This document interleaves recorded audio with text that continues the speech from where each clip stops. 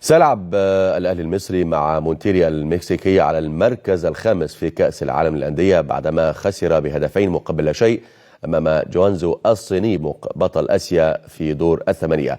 وجاء الهدفان في الشوط الثاني الذي لم يقدم خلاله بطل إفريقيا ملامح من مستواه المعروف، ليفشل في محاولته لمعادلة إنجازه بالحصول على المركز الثالث في هذه البطولة.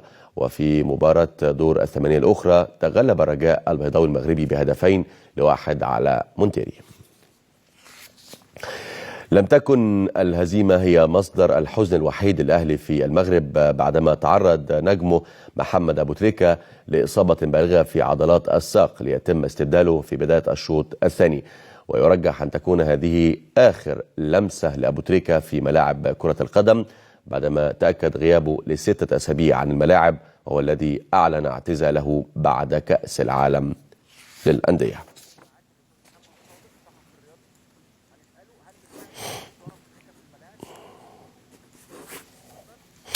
للتعليق على هذا الخبر معي الصحفي الرياضي الأستاذ محمد صادق.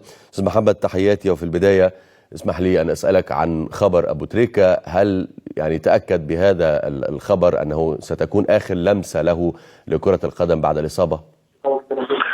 يبدو أنها النهاية الحزينة لمشوار أبو تريكة في بطولة العالم وأيضا في مشواره الدولي مع كرة القدم.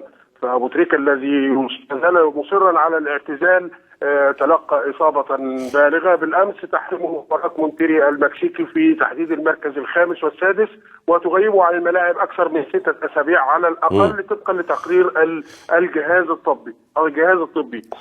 لكن أبو تريكة بعدما علم بتقرير الجهاز طلب من الجهاز الإداري للنادي الأهلي سيد عبد الحفيظ وهذه خشبة توفير تذكرة للسفر إلى القاهرة والعودة إلى القاهرة.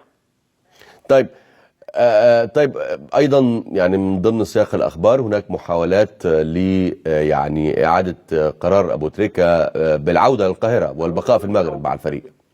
لا، هذه المحاولات حتى الآن لم تثمر عن إيجابية بقاء أبو تريكة في المغرب، فهو يصر على العودة، ويبدو أن إصراره سيدفع الجهاز الإداري إلى تجهيز تذكرة بالفعل ليعود إلى القاهرة، وبات أمر عودته إلى القاهرة خلال ساعات محسوما بقدر كبير بعد أن رفض أبو تريكة محاولات البقاء، خاصة وأنه يشعر بحزن شديد لأنه كان يأمل أن تكون لمسة أخيرة مع الأهلي في بطولة العالم للأندية وفي مشواره الدولي وفي مشواره مع كرة القدم لمسة موثقة، لكنه لم يتمكن من ذلك. فأعتقد أنه سيعود خلال ساعات ومعه يغلق تقريبا بنسبة أكثر من 99% مشوار أبو تريكة الدولي لاعب كرة القدم الذي أحبه الجميع. أشكرك جزيلا أستاذ محمد صادق الصحفي الرياضي، شكرا جزيلا يا فندم.